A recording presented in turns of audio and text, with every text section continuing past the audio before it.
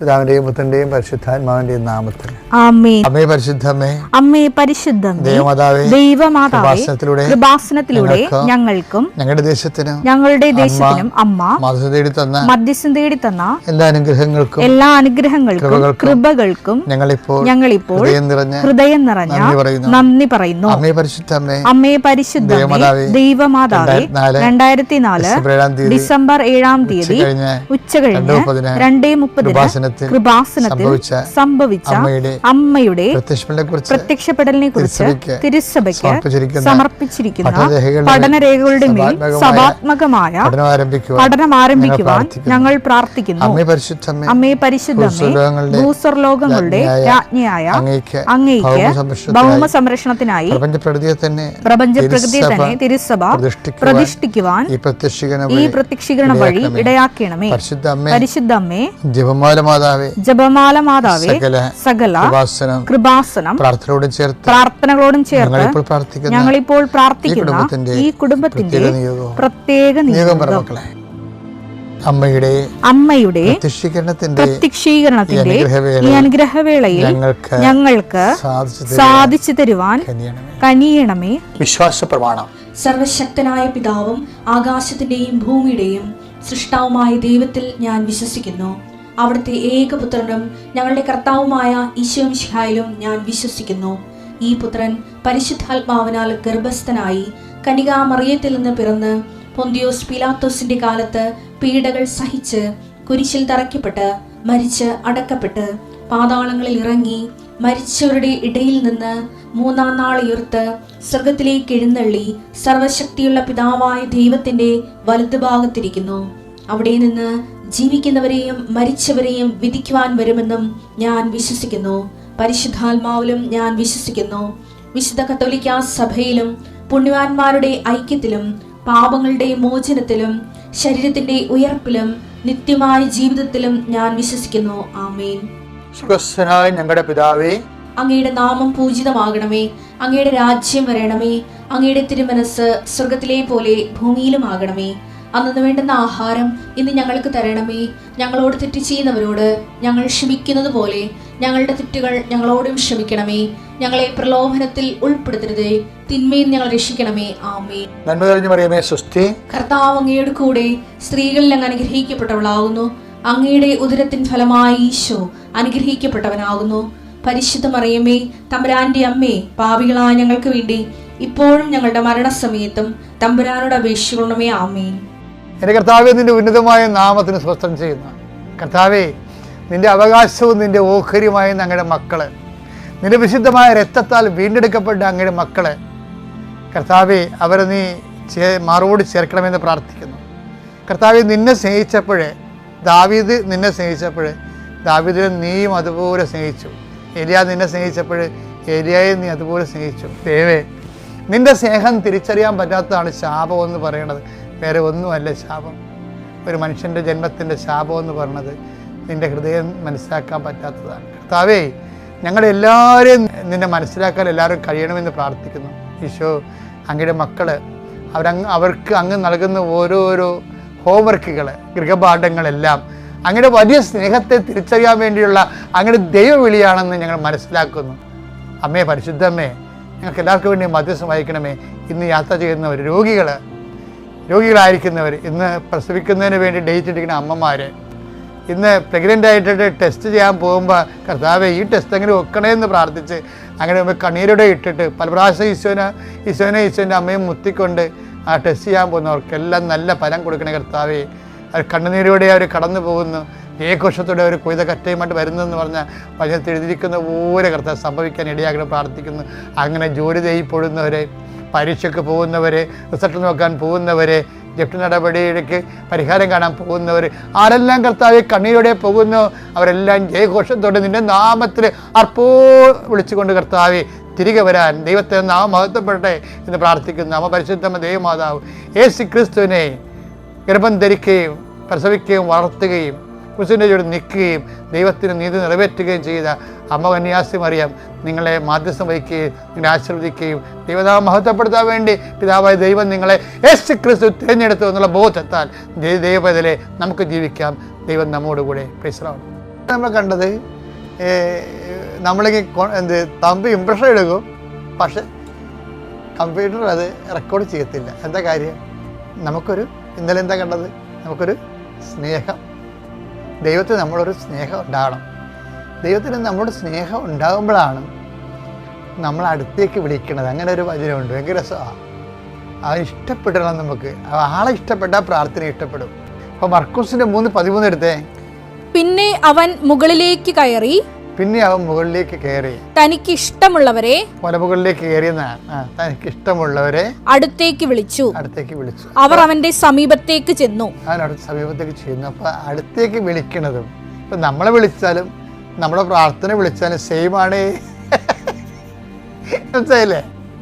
നമ്മളെ വിളിച്ചെന്ന് പറഞ്ഞാലും നമ്മുടെ പ്രാർത്ഥനയെ വിളിച്ചെന്ന് പറഞ്ഞാലും ഫലത്തിൽ സെയിമാണ്. ആരെ വിളിക്കണത്? 3:13 മർക്കോസിന്റെ എന്താണ്? അവൻ തനിക്ക് ഇഷ്ടപ്പെട്ടവരെ തൻ്റെ അടുത്തേക്ക് വിളിച്ചു എന്ന് വെച്ച് കഴിഞ്ഞാൽ എന്താണ്? ഇഷ്ടപ്പെട്ടവരെ തൻ്റെ അടുത്തേക്ക് വിളിച്ചെന്ന് പറഞ്ഞാൽ ദൈവത്തിന് ഇഷ്ടമുള്ളത് കൊണ്ടാണ് അവരെ അടുത്തേക്ക് വിളിക്കണത്. അപ്പം അതിനർത്ഥം എന്താണ്? ഇഷ്ടപ്പെട്ടവരുടെ പ്രാർത്ഥനയായിരിക്കും ദൈവം സ്വീകരിക്കുകയും ചെയ്യണത്. ഉറപ്പല്ലേ? നമുക്കൊരു ഒറ്റ സൊല്യൂഷനേ ഉള്ളൂ. എന്താണ്? നിങ്ങൾ എൻ്റെ സ്നേഹത്തിൽ നിലനിൽക്കുവിൻ. നമുക്ക് പ്രാർത്ഥിക്കാം. കർത്താവായ ദൈവമേ, ജീവിതത്തിലെ പലതരത്തിലുള്ള സ്വഭാവങ്ങള് നമ്മളുടെ തന്നെ മൂഡ് ചേഞ്ച് ചെയ്യുകയും നമ്മുടെ തന്നെ സ്വഭാവ പ്രകൃതി മാറുകയും നമുക്ക് നിരാശയും സങ്കടങ്ങളൊക്കെ വരുമ്പോൾ അതിനെല്ലാത്തിനെയും അതിജീവിക്കുവാൻ പുതിയ ചൈതന്യം കുതിപ്പ് ലഭിക്കുവാൻ കർത്താവേ, നിന്റെ വചനം നിന്നെ സ്നേഹിച്ച് നിന്റെ വചനത്തില് നിലനിന്നുകൊണ്ട് ഓരോ ദിവസത്തെയും അതാത് പ്രലോഭനങ്ങളെ അതാത് പ്രയാസങ്ങളെ അതിജീവിക്കുവാൻ ഞങ്ങൾക്ക് ശക്തി തരണമേ. കർത്താവേ, ഓരോ വിഷയങ്ങള് മനസ്സിലലട്ടുമ്പോൾ ആത്മാവേ, യേശുവിന്റെ സ്നേഹത്തില് നിലനിൽക്കുവാൻ ആ സമയത്തെല്ലാം സാഹചര്യാധിഷ്ഠിതമായ കർത്താവിന്റെ വചനം പാലിക്കുവാൻ വിശ്വാസത്തില് ക്രിസ്തു വിശ്വാസത്തില് നിലനിൽക്കുവാൻ എന്നെ സഹായിക്കണമേ. ഉടമ്പടി പെട്ടെന്ന് പൂത്ത് കായ്ക്കാൻ അതിൻ്റെ മുന്നൊരുക്കങ്ങൾ നമ്മൾ കുറച്ചുകൂടി ശ്രദ്ധിക്കുന്നത് നല്ലതായിരിക്കും.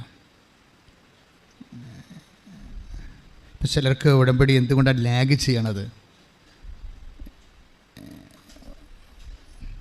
ചിലർക്ക് പെട്ടെന്ന് ഉടമ്പടി എന്താ നടക്കുന്നത്? അത് നമ്മൾ അതൊരു കേസ് ഹിസ്റ്ററിയാണ്.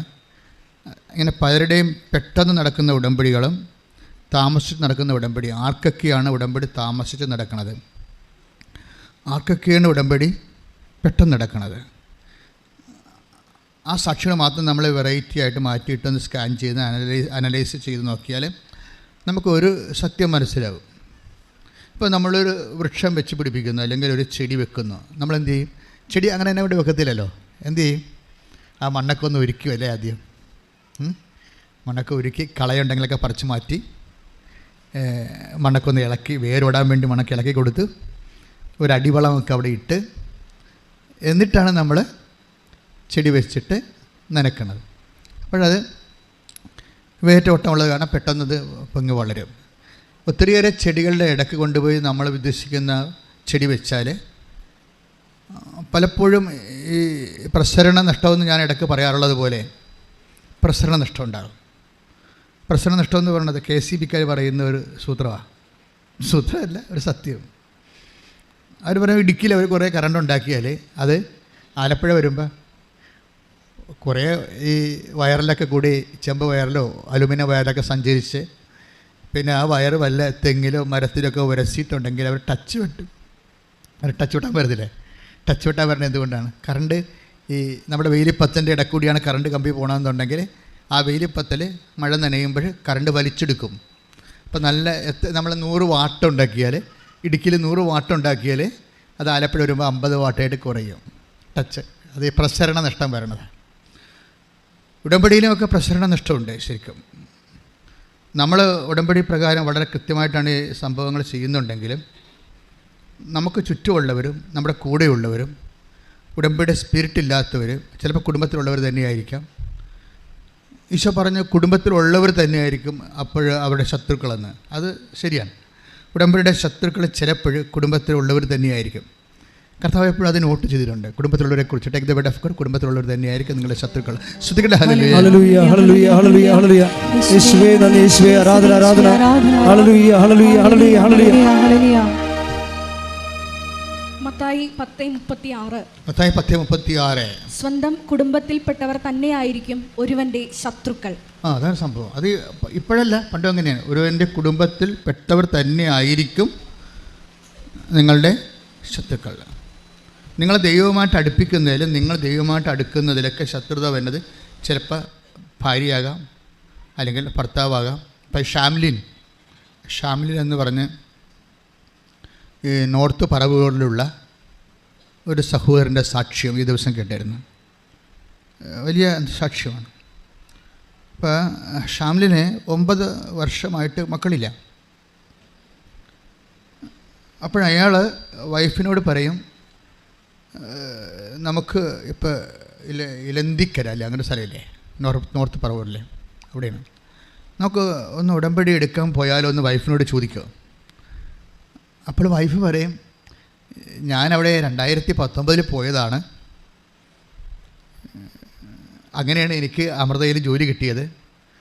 ഞാനത് പുതുക്കാൻ വേണ്ടി പറഞ്ഞപ്പോൾ നിങ്ങളെന്നോട് പറഞ്ഞ് പോകണ്ടെന്ന് പറഞ്ഞു.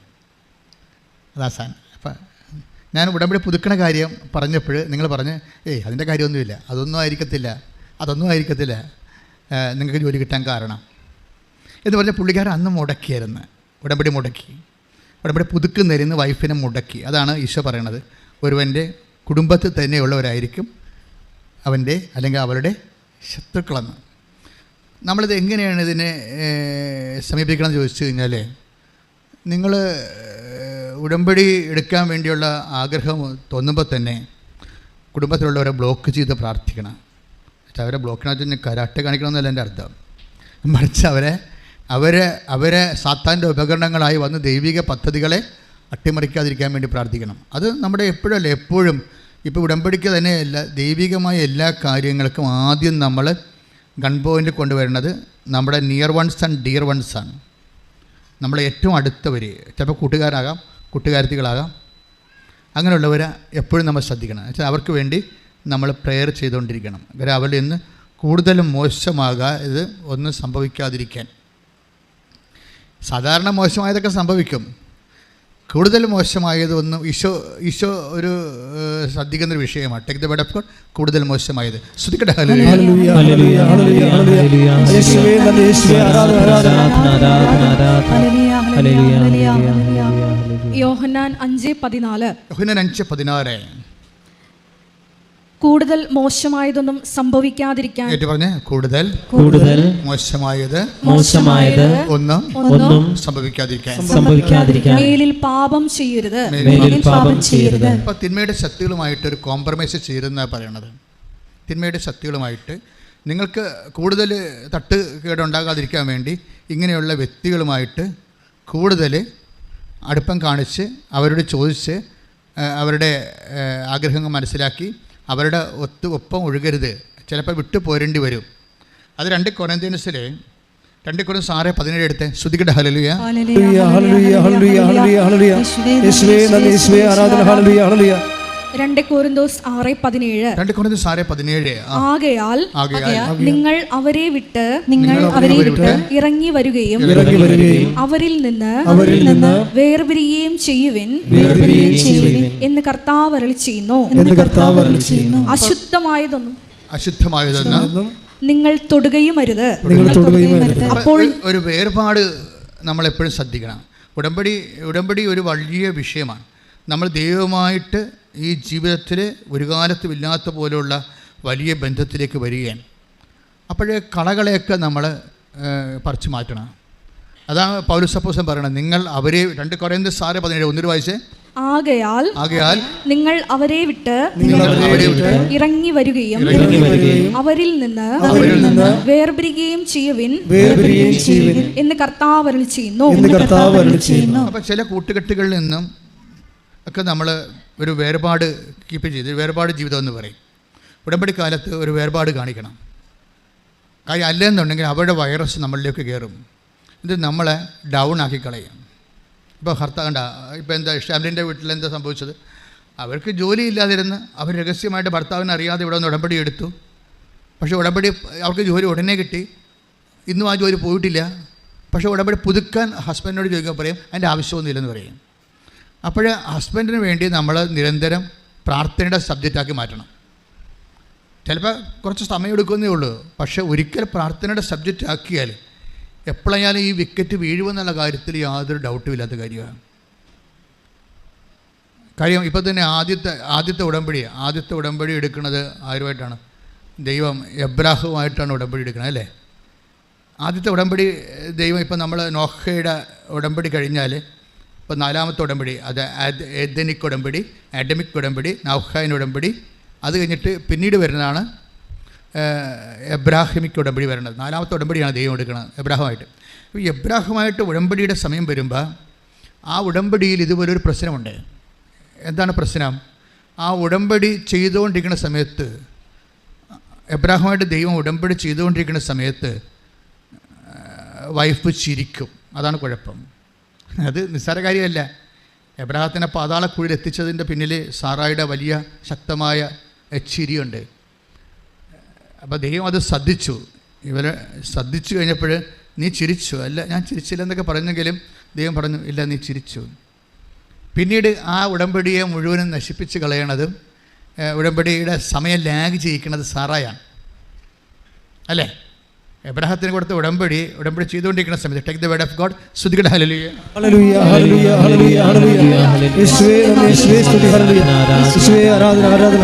ഉൽപ്പത്തി 18:11 മുതലുള്ള തിരുവചനങ്ങൾ. അബ്രാഹും സാറായും വൃദ്ധരായിരുന്നു. അവർക്ക് ഗർഭധാരണ പ്രായം കഴിഞ്ഞിരുന്നു. അതിനാൽ സാറ ഉള്ളിൽ ചിരിച്ചുകൊണ്ട് പറഞ്ഞു, എനിക്ക് പ്രായമേറെയായി, ഭർത്താവും വൃദ്ധനായി, എനിക്കിനി സന്താന സൗഭാഗ്യം ഉണ്ടാകുമോ? കർത്താവ് അബ്രാഹത്തോട് ചോദിച്ചു, വൃദ്ധയായ തനിക്കിനി കുഞ്ഞുണ്ടാകുമോ എന്ന് ചോദിച്ച് സാറ ചിരിച്ചതെന്തുകൊണ്ട്? കർത്താവിന് കഴിയാത്തത് എന്തെങ്കിലുമുണ്ടോ? നിശ്ചിത സമയത്ത് വസന്തത്തിൽ ഞാൻ നിൻ്റെ അടുത്ത് തിരിച്ചു വരും, അപ്പോൾ സാറായ്ക്ക് ഒരു മകനുണ്ടായിരിക്കും. അതൊരു വാഗ്ദാനമാണ്. ഉടമ്പടി 3 തരത്തിലാണ് നമുക്ക് കിട്ടുന്നത്. ഒന്ന് വാഗ്ദാനമായിട്ട് കിട്ടും, പിന്നെ ചട്ടമായിട്ട് കിട്ടും, പിന്നെ നിയമമായിട്ട് കിട്ടും.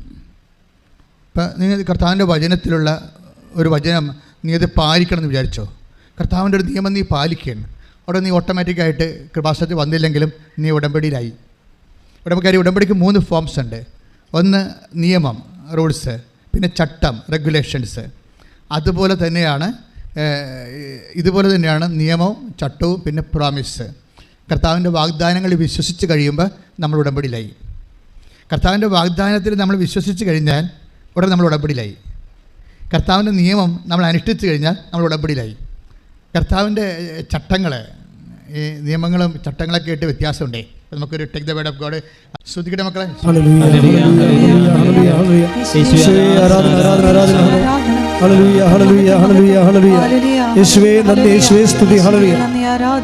സങ്കീർത്തനം 105:9. സങ്കീർത്തനം 105:9. ശ്രദ്ധിക്കട്ടെ. ഹല്ലേലൂയ, ഹല്ലേലൂയ, ഹല്ലേലൂയ, ഹല്ലേലൂയ. 105-ാം സങ്കീർത്തനം 9-ാം തിരുവചനം. അബ്രാഹത്തോട് ചെയ്ത ഉടമ്പടി. പറഞ്ഞേ, അബ്രാഹത്തോട് ചെയ്ത ഉടമ്പടി. ഇസഹാക്കിന് ശപഥപൂർവം നൽകിയ വാഗ്ദാനം തന്നെ. കണ്ടില്ലേ?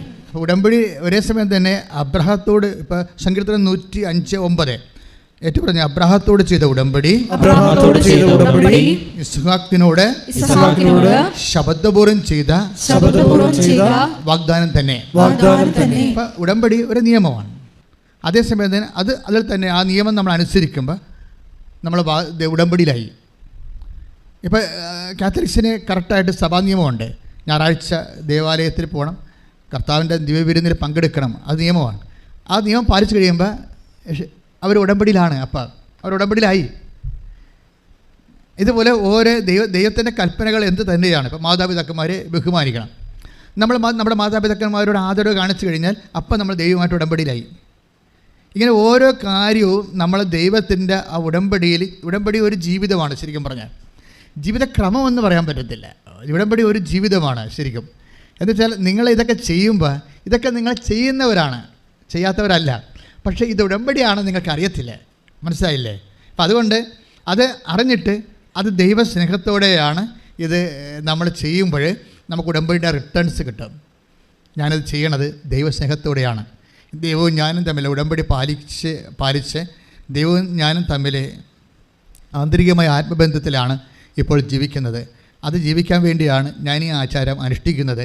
അപ്പോൾ ഇങ്ങനെ ഓരോ കാര്യവും ദൈവസ്നേഹത്തിലെ എൻ്റെ ചട്ടങ്ങളുണ്ട്. ശ്രുതിയുടെ മക്കളെ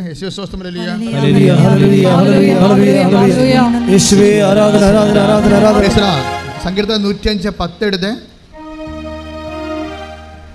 അവിടുന്ന് അത് യാക്കോബിന് ഒരു ചട്ടമായും ഇസ്രായേലിന് ശാശ്വതമായ ഒരു ഉടമ്പടിയായും സ്ഥിരീകരിച്ചു. ഇതെല്ലാം ഒന്ന് തന്നെയാണ്. ചട്ടം എന്ന് പറയുന്നത് റെഗുലേഷൻസ്. നിയമം എന്ന് പറയുന്നത് റൂൾസും റെഗുലേഷൻസും. ഇപ്പോൾ റൂൾസ് ഉണ്ടായിക്കഴിഞ്ഞാൽ മാത്രം പോരാ, അത് റെഗുലേറ്റ് ചെയ്യുന്ന രീതികളുണ്ട്. അത് വെച്ചാൽ അതിൻ്റെ ചട്ടം, അത് നടപടിക്രമം, അത് നടപ്പിൽ വരുത്തുന്ന നടപടിക്രമം. ആ നടപടിക്രമം ചട്ടം പോലെ തന്നെ നിയമം പോലെ തന്നെ പ്രധാനപ്പെട്ടതാണ്. ഇപ്പം നമ്മൾ ദൈവമായിട്ട് ഉടമ്പടി ചെയ്യുമ്പോൾ ഞങ്ങൾക്ക് ചട്ടം തന്നിട്ടുണ്ട്. എന്താണ്? 5:30 എഴുന്നേൽക്കണമെന്ന്. അപ്പോൾ നിങ്ങൾ 7 മണിക്ക് എഴുന്നേൽക്കാൻ ചട്ടം ലംഘനമായി. അപ്പോൾ ഉടമ്പടി നിന്ന് ഔട്ടായി. അത് മനസ്സിലായില്ലേ? 5:30 എഴുന്നേൽക്കണം, നീലത്തിൽ കത്തിക്കണം, അതെല്ലാം ചട്ടമാണത്. നീലയ്ക്ക് പകരം പച്ച കത്തിച്ചാൽ ചട്ടവിരുദ്ധമായി. കാരണം ഉടമ്പടി എപ്പോഴും വർക്ക് ചെയ്യണത് ഒരു നിയമമാണ്, ദൈവമായിട്ട് നമ്മൾ അടുപ്പിക്കുന്നതാണ്. ആ നിയമം നടപ്പിൽ വരുത്തുന്നത് ചട്ടപ്രകാരമാണ്. ചട്ടം തെറ്റിക്കാതിരിക്കാൻ പ്രത്യേകം ശ്രദ്ധിക്കണം. കാര്യം എല്ലാത്തിനും ദൈവമായിട്ടുള്ള കാര്യങ്ങൾക്ക് അതിൻ്റെ ഒരു സൂക്ഷ്മതയും അതേസമയം തന്നെ ഒരു ആത്മബന്ധത്തിൻ്റെ ഒരു അംശവുമുണ്ട്. പ്രാർത്ഥിക്കുക. കർത്താവ് ദൈവമേ, അങ്ങയോട് ചെയ്ത ഉടമ്പടി ചട്ടപ്രകാരം ദൈവസ്നേഹത്തോടെ അനുവർത്തിക്കാൻ എനിക്ക് പ്രത്യേക അഭിഷേകം നൽകണമേ. എനിക്ക് പ്രത്യേക അഭിഷേകം നൽകണമേ.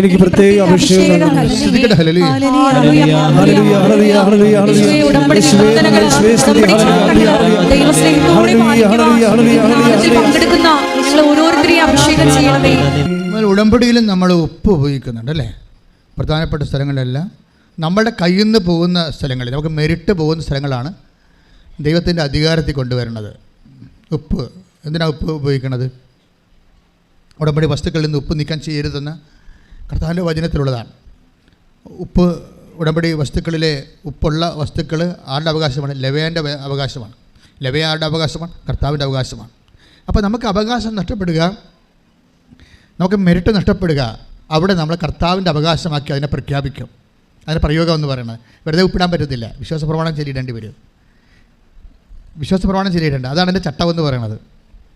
അപ്പോൾ ഇതെല്ലാം ശ്രദ്ധിച്ചാണ് നിങ്ങളിപ്പോൾ സംഖ്യ പുസ്തകത്തെ 9:11 ശ്രദ്ധിക്കട്ടെ. ഹല്ലേലൂയ ഹല്ലേലൂയ ഹല്ലേലൂയ ഹല്ലേലൂയ ഹല്ലേലൂയ യേശുവേ ആരാധന ആരാധന ആരാധന ആരാധന യേശുവേ മഹത്വം മഹത്വം മഹത്വം ഹല്ലേലൂയ ഹല്ലേലൂയ ഹല്ലേലൂയ ഹല്ലേലൂയ ആരാധന. സംഖ്യ 9:11. 2-ാം മാസം 14-ാം ദിവസം വൈകുന്നേരം അവർ അത് ആചരിക്കണം. പെസഹ ആചരിക്കണ കുറിച്ച് നിയമമാണ് പറഞ്ഞിരിക്കുന്നത്. നിയമം പറഞ്ഞോളൂ. പുളിപ്പില്ലാത്ത അപ്പവും കൈപ്പുള്ള ഇലയും കൂട്ടി പെസഹ ഭക്ഷിക്കണം. ഇതാ അത് നിയമമാണ്. ഉടമ്പടി ഒരു നിയമമാണ്. ഇനി നടപ്പിൽ വരുത്തുന്ന വിഷയം വേറെയാണ്. അതറിയണമെങ്കിൽ പുറപ്പാട് 12:11 എടുത്ത് ശ്രദ്ധിക്കട്ടെ. ഹല്ലേലൂയ ഹല്ലേലൂയ ഹല്ലേലൂയ ഹല്ലേലൂയ ഹല്ലേലൂയ യേശുവേ ആരാധന ആരാധന ആരാധന ആരാധന ആരാധന. പുറപ്പാട് 12:11. ഇപ്രകാരമാണ് അത് ഭക്ഷിക്കേണ്ടത്. ഭക്ഷിക്കണമെന്ന് പറഞ്ഞത് നമ്മൾ സംഖ്യാപുസ്തകം. പെസഹ ആചരിക്കണമെന്ന് പറയുന്നത് സംഖ്യാപുസ്തകം 9:11. പക്ഷേ എങ്ങനെ ആചരിക്കണം, അതിൻ്റെ റെഗുലേഷൻ എന്താണ്, ചട്ടം എന്താണ്? ആ ചട്ടമാണ് പറയണത് പുറപ്പാട് 12:11. വായിച്ചോളൂ. അരമുറുക്കി ചെരുപ്പുകൾ അണിഞ്ഞ് വടി കയ്യിലേന്തി തിടുക്കത്തിൽ ഭക്ഷിക്കണം. അപ്പോൾ ഈ ഉടമ്പടിക്ക് ഒരു സ്പീഡുണ്ട്, മനസ്സിലായോ? ഞാൻ ചെരുപ്പ് കയ്യിൽ അണിഞ്ഞാണ് ചെയ്യണത്. കാരണം നമ്മൾ യാത്ര അവസാനിക്കുമ്പോൾ ചെരുപ്പ് ഊരി വെക്കല്ലേ ചെയ്യണത് അല്ലേ? നമ്മൾ എവിടെയെങ്കിലും യാത്ര അവസാനിക്കുമ്പോൾ ചെരുപ്പ് ഊരി വെക്കും. യാത്ര തുടങ്ങുമ്പോൾ നമ്മൾ ചെരുപ്പ് അണിയും. അപ്പോൾ ഒരു യാത്രയുടെ ഒരു ഇതാണ്. പിന്നെന്താണ്? വടി കയ്യിലെടുക്കണം. പിന്നെന്താണ്? തിടുക്കത്തിൽ കഴിക്കണം. സ്പീഡാണ്. നിങ്ങൾ ഈ തിടുക്കം, ഇതിൻ്റെ ഉടമ്പടിയിലെ തിടുക്കം ഇല്ലെങ്കിൽ ഉടമ്പടിക്ക് തിടുക്കം ഉണ്ടാകത്തില്ല. മനസ്സിലായില്ലേ? ഇതെല്ലാം സ്പീഡായിട്ട് ചെയ്യേണ്ടതാണ്. കർത്താവിനോട് ചെയ്ത വാഗ്ദാനങ്ങൾ. ഇപ്പോൾ ഷാംലിൻ പെട്ടെന്ന് വൈഫിനോട് ഇവിടെ വന്ന് എനിക്ക് ജോലി കിട്ടിയത് ഉടമ്പടി എടുത്തിട്ടാണെന്ന് പറയുമ്പോൾ പിറ്റേ ദിവസം തന്നെ ഷാമിനും വൈഫിനെ കൂടി ഇവിടെ വരും, എന്നിട്ട് ഉടമ്പടി ചെയ്യും. ഉടമ്പടി ചെയ്തിട്ട് പിന്നെ ഈ മനുഷ്യൻ അതെല്ലാം ചെയ്യണത് പക്ക സ്പീഡിലാണ്. പുള്ളിക്കാരൻ രാവിലെ പ്രത്യക്ഷീകരണ പ്രാർത്ഥന കറക്റ്റ് 5:30 അതിൻ്റെ ചുറ്റുവട്ടങ്ങളെല്ലാം ക്ലിയർ ചെയ്ത് നിങ്ങളെന്താ ചെയ്യണമെന്ന് വെച്ചാൽ 5:30 എഴുന്നേറ്റ് ഇങ്ങനെ വർക്കപ്പിച്ചിനാണ് പല ആൾക്കാരും പ്രത്യക്ഷീകരണ പ്രാർത്ഥന ചെല്ലണത്. 6 മണി വരെ അച്ഛൻ സമയം തന്നിട്ടുണ്ട്, ചട്ടക്രമം 6 മണി വരെ ഉണ്ട്. അപ്പോൾ 5:30 എഴുന്നേറ്റ് ഫ്രഷായി പതുക്കെ വന്ന് 6 മണിക്കുള്ളിലാണ് അത് ചെയ്ത് തീർക്കേണ്ടത്. അത് കറക്റ്റ് ചെയ്യണം. നമ്മുടെ ലൈഫ് തന്നെ അത് മാറ്റും. നിങ്ങൾ ആദ്യത്തെ 2-3 ദിവസമൊക്കെ കറക്റ്റായിട്ട് ചെയ്യും, പിന്നെ തോന്നുമ്പോൾ എഴുന്നേക്കും, തോന്നുമ്പോൾ കിടക്കും. ഈ തോന്നുമ്പോൾ കിടക്കുന്നപ്പോൾ തന്നെ നിങ്ങളുടെ ലൈഫ് പകുതിയോളം പോയെന്ന് പറയാം. കാര്യം മനുഷ്യനാണെങ്കിൽ കിടക്കുന്നതിനൊക്കെ സമയമുണ്ട്, അല്ല വേറെ വല്ല ജീവിയാണെങ്കിൽ ഒന്നും പറഞ്ഞിട്ട് കാര്യമില്ല. ഒരു 10 മണിക്ക് മുമ്പ് തന്നെ ജീവിതത്തോട് ഉത്തരവാദിത്വം ഉള്ളവർ 10 മണിക്ക് തന്നെ കിടന്നിരിക്കണം. ഒരു ഉത്തരവാദിത്വം വരെ തിരക്കാനും ചോദിക്കാനും പറയാനും ആരുമില്ല. അമ്പലക്കാള പോലെ ഇങ്ങനെ അഴിച്ചിട്ടിരിക്കുക വളർത്തുന്ന പാർട്ടിയാണെങ്കിൽ ഇഷ്ടമുള്ളപ്പോൾ കിടന്നാൽ മതി. പക്ഷേ നിങ്ങൾക്ക് രാവിലെ എഴുന്നേൽക്കണമെന്നുണ്ടെങ്കിൽ ദൈവത്തിൻ്റെ സമയമാണ് രാവിലെ ഉള്ളത്. അത് കൃത്യമായിട്ട് കൊടുക്കണമെന്നുണ്ടെങ്കിൽ നിങ്ങൾ കൃത്യമായിട്ട് കിടക്കണം. അപ്പോൾ അതുകൊണ്ട് ആ സമയത്ത് എഴുന്നേറ്റ് കറക്റ്റ് 5:30 എഴുന്നേറ്റ് ഫ്രഷായി പതുക്കെ വന്ന് ഇപ്പോൾ എന്താ ഈ നോൺ ക്രിസ്ത്യൻസ് ലീഡ് ചെയ്യാൻ കാരണം എന്താ? ചട്ടം സംഭവം കൃത്യം. അത് കാത്തലിസ്റ്റിനേക്കാൾ ഉടമ്പടി ചട്ടമായിട്ട് ചെയ്യണത് നോൺ ക്രിസ്ത്യൻസാണ്. സംശയമില്ല. സാക്ഷ്യത്തിൻ്റെ ഇടിവിട്ട് സാക്ഷ്യം എന്ന് അവരിൽ നിന്നല്ലേ. അതിന് കാരണം ഇതാണ്, ചെയ്യണ കാര്യങ്ങൾ വെട്ടിപ്പും മേനിയുമായിട്ട് അങ്ങനെ കൃത്യമായിട്ട് അങ്ങോട്ട് ചെയ്യും. ഇത് ചെയ്താൽ മതിയല്ല എന്നല്ല. ഇപ്പം തന്നെ ഈ ഷാമിൽ എന്താ സംഭവിക്കുന്നത്? അവനത് വൈഫ് ഇവിടെ വന്ന് മാതാവിനോട് സോറി പറയും. ആദ്യം എൻ്റെ വൈഫിനെ ഞാൻ പുതുക്കാൻ വിടാഞ്ഞത് സോറി പറയും. എനിക്കറിയത്തില്ല അമ്മ ഇങ്ങനെയൊക്കെയാണ് കാര്യങ്ങളെന്ന് അറിയത്തില്ല. അതുകൊണ്ട് എനിക്ക് ജോലി തന്നതാണ് ഞങ്ങളുടെ കുടുംബത്തിന്.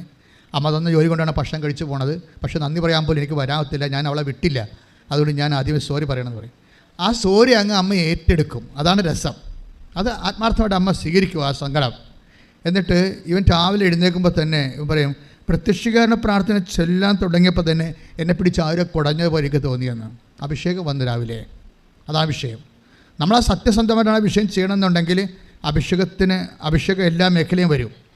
പിന്നെ എന്നിട്ട് ഈ ഷാമിലിൻ്റെ സാക്ഷ്യം നിങ്ങൾ കേൾക്കണം കേട്ടോ. നല്ല ഈ മാസത്തെ ഏറ്റവും നല്ല സാക്ഷ്യം ഈ ആഴ്ചയിൽ. എന്നിട്ട് പിന്നെ ഇങ്ങനെ ഈ സ്വപ്പ് പതയണ പോലെ എപ്പോഴും ദൈവസ്നേഹം ഇങ്ങനെ പതഞ്ഞുകൊണ്ടേയിരിക്കും.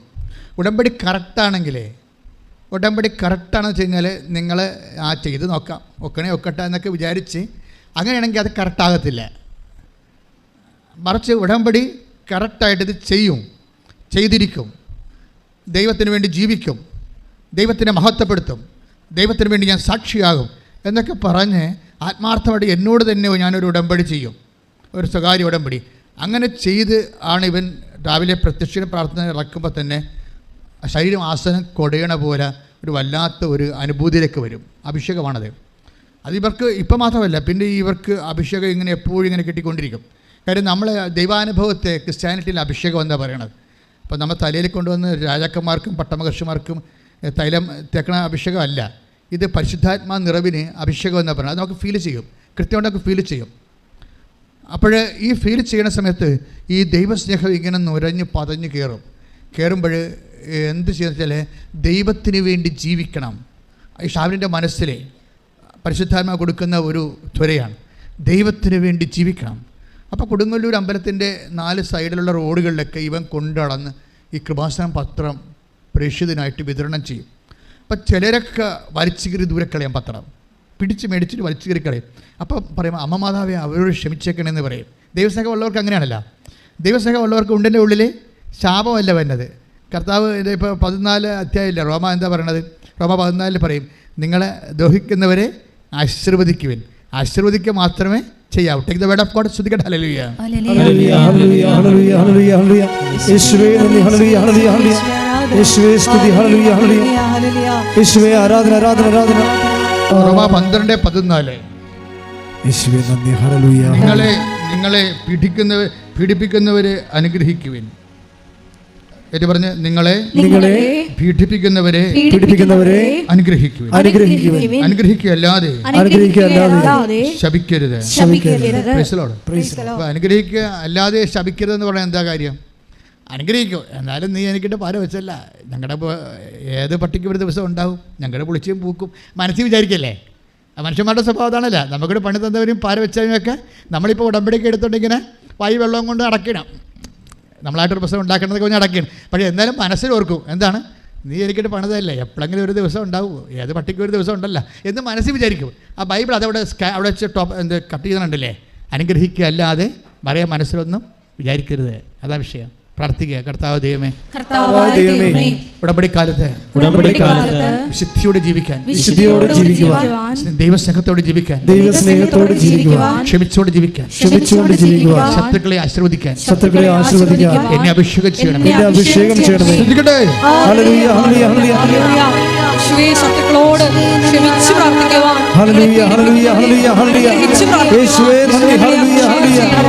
ഹല്ലേലൂയ.